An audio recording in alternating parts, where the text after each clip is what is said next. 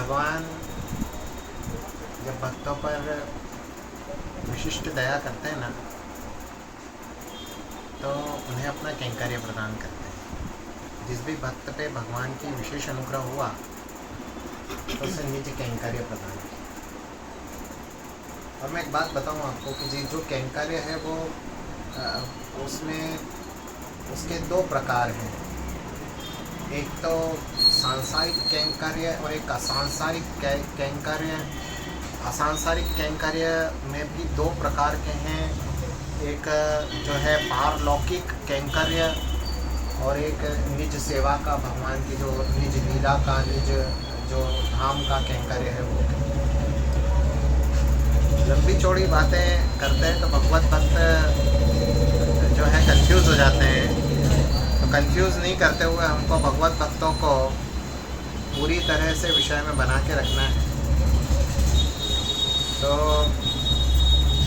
भगवान जिन पर विशेष अनुग्रह करते हैं उन जीवों को निज कैंकर्य प्रदान करते हैं। सांसारिक कैंकर्य जब भगवान का होता है ना, जो संसार के अंदर भगवान ने किसी अपने जीव पर अनुग्रह करके कैंकर्य दिया है, उसमें न तो ग्लैमर होता है, न तो भीड़ भड़का होता है, न तो तड़क भड़क होती है, न तो जो है बड़े लोग राजा इत्यादि लोग यहाँ आया करते हैं। ऐसा कुछ नहीं होता है। अविशुद्ध सेवा करना।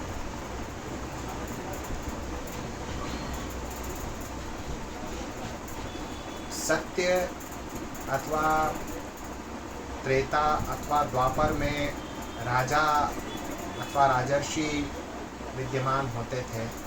वे बड़े धर्म पर चलने वाले और वेदादि का अध्ययन स्वयं किए हुए होते थे और उनके गुरुजन भी ऋषिगण होते थे।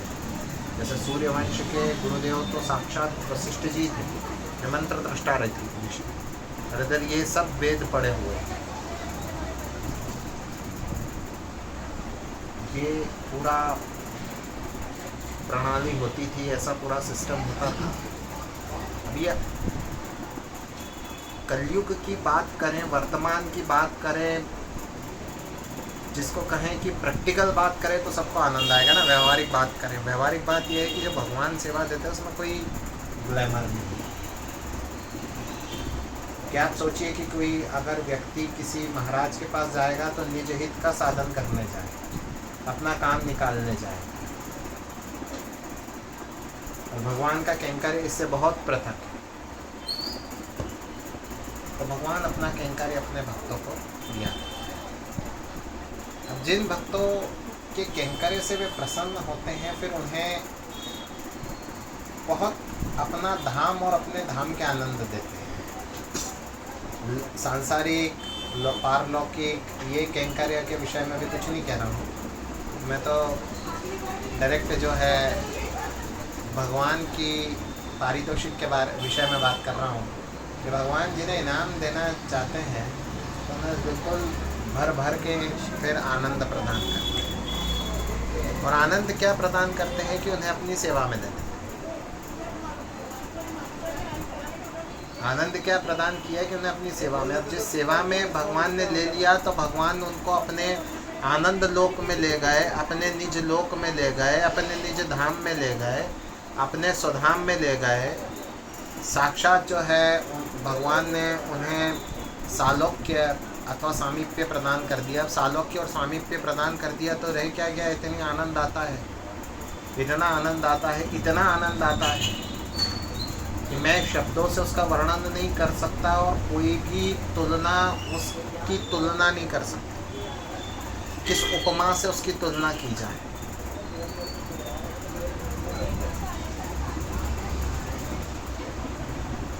रास प्रसंग में चर्चा कर रहे हैं और भगवान देखिए उनकी लीला कि अपने भक्तों को किस प्रकार से निज धाम प्रदान करते हैं, आनंद प्रदान करते हैं। झांकी कीजिए। अब भगवान श्री राम का जो वन गमन हुआ वो प्राणी मात्र के कल्याण के लिए हुआ। दंडक नामक अरण्य में भगवान ने जब विचरण किया अथवा कहीं भी विचरण किया दक्षिण दिशा में के कण कण पर भगवान के चरण जहाँ पड़े वो कण कण को भगवान ने तार दिया। भूमि धन्य धन्य कृत्य कृतार्थ पवित्र हो गई।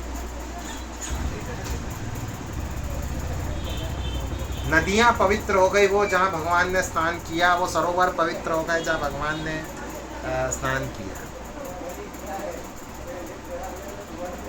अब ऋषिगण जो तपश्चर्या दंडक नामक अरण्य में कर रहे थे, तो ऐसे भी ऋषिगण हुए जिन्हें जो है मंत्र दृष्टा होने का गौरव प्राप्त हुआ, किंतु राक्षसों द्वारा उनका लौकिक देह भक्षण कर लिया गया अथवा चूक के कांटा हो गए।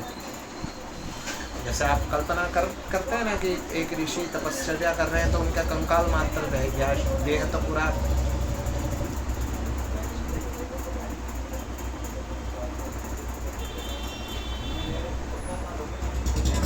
जो इनका भक्षण राक्षसों ने कर लिया, उनकी हड्डियों को फेंक दिया तो वहाँ हड्डियाँ बिखरी हुई है, और जो कंकाल मात्र हैं तो वो वहाँ तपश्चर्या कर रहे हैं, तो वो एक बड़ा अनुपम अनूठा जो है दृश्य पृथक से उपस्थित है। ऋषि मंडल, ऋषि समुदाय पूरा कुछ ने वृक्ष लताओं का रूप धारण कर रखा है। भगवान जब हा सीता कहते हुए विचर रहे हैं, तो वे सीता नाम के द्वारा और स्वयं के सानिध्य के द्वारा उन ऋषिगणों को तार रहे हैं। अब ऋषिगण आपसे एक जो है आपसे याचना करते हैं कि हमें आप स्वयं की प्राप्ति कराइए, स्वयं को प्राप्त होने का जो है साधन आप हमें बता दीजिए। मीरा भाई कहती है ना, कैसे उनको पाऊँ माली, कैसे उनको पाऊँ। आपकी प्राप्ति करनी है जी।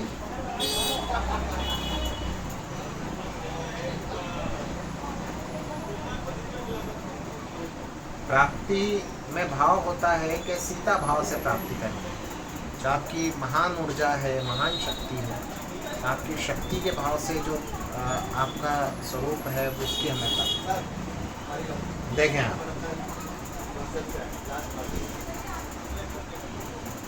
है जी, सीता भाव से प्राप्ति करनी है। भाव भी होता है ना, भगवान आपसे कुछ मांगना है जी, क्या मांगना है तो बताना पड़ेगा। भगवत प्राप्ति करनी है, ये तो मूल भाव है, परंतु किस स्वरूप में भगवान को पाना चाहेंगे। सारे स्वरूप भगवान के, भाई के रूप में, पिता के रूप में।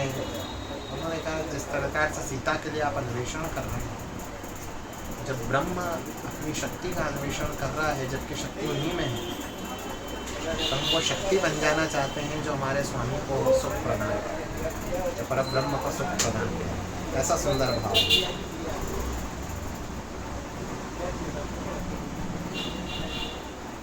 भगवान ने इन सभी को जो है अपनी सेवा में स्वीकार किया।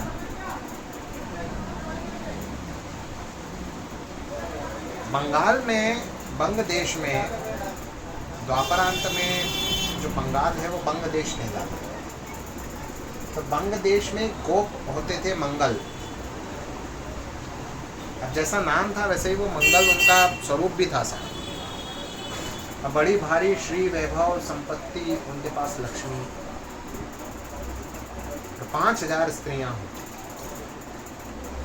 लेकिन ये आंकड़े कई बार विस्मित करने वाले होते हैं, लेकिन युग धर्म में सब संभव है।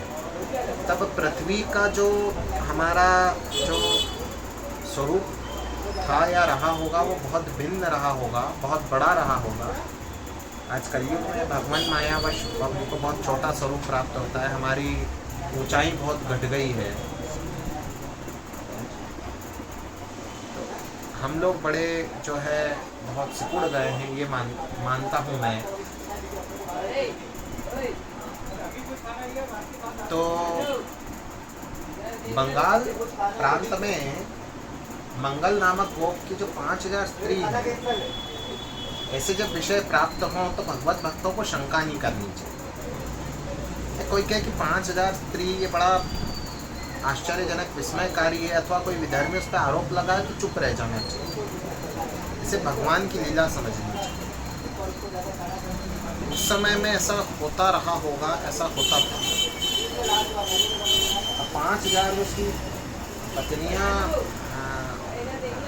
थी, उससे इनकी जो संतानें हैं वो अनगिनत संतानें थी, और संतानों के रूप में यही दंडकारण्य के ऋषि प्रकट हुए, उनका अवतार है।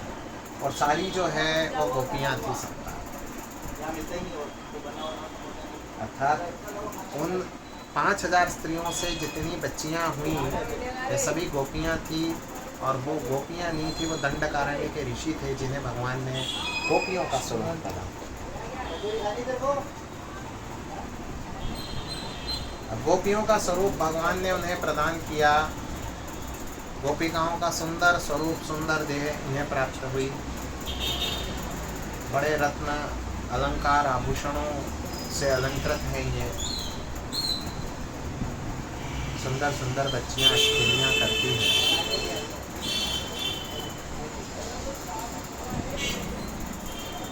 मंगल को पर जब संकट आए तो बहुत सी संपत्ति उनकी राजा ने हर ली, बहुत सी संपत्ति का प्रकृति वश नाश हो गया, कुछ शेष नहीं रहा।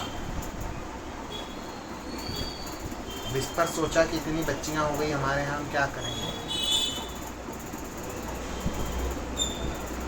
ब्रजमंडल से जय नामक एक गोप जो है, उसने एक बार तीर्थ यात्रा, गंगा सागर इत्यादि कई तीर्थ हैं जो है हमारे यहाँ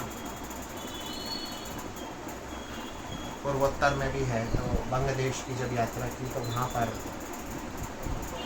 मंगल गोप यहाँ उन्होंने आतिथ्य ग्रहण किया और कहा तुम्हारी बच्चियों का एकमात्र जो आश्रय है वो श्रीधाम वृंदावन है, वहाँ अपनी बच्चियों को जो है तुम निवास कर।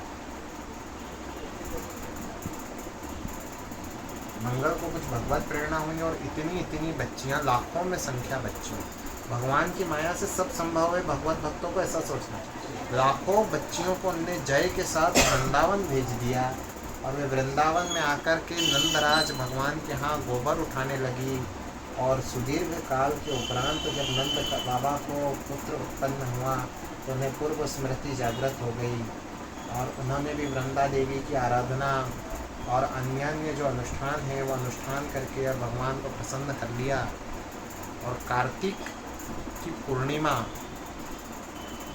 को भगवान की प्राप्ति करी और भगवान फिर इनको तदनुसार इन्हीं समय पे अथवा समय समय पर जो है भगवान इन्हें प्राप्त होकर इनको प्रदान करें।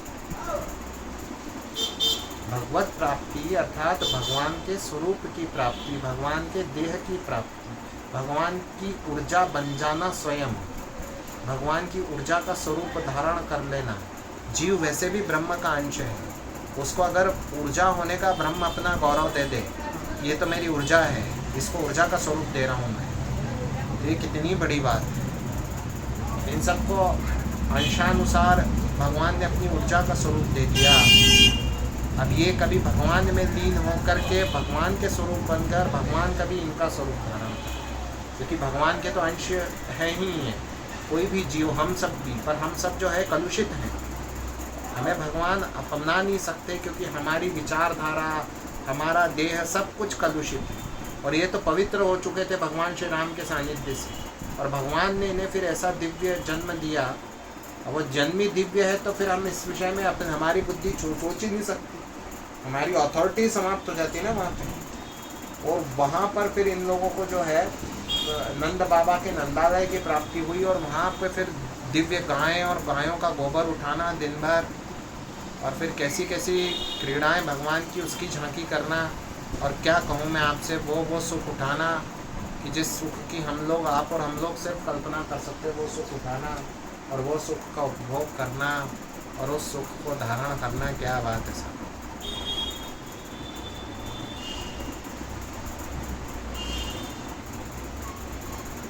तो इन्होंने उस सुख को धारण किया, उस सुख का ग्रहण किया, उस आनंद का प्राप्ति की। और कार्तिक पूर्णिमा पे है भगवत प्राप्ति हुई, और उस भगवत प्राप्ति के उपरांत सदा भगवानमय रहे। और जब भगवान की लीला संवरण हुआ तो ये भी गोलोक गए और वहाँ पे भी भगवान की लीला की। आगे भी मैं भगवान की रास की सुंदर सुंदर कथाएं सुनाता रहूँगा। श्री कृष्ण गोविंद हरे मुरारी हे नाथ नारायण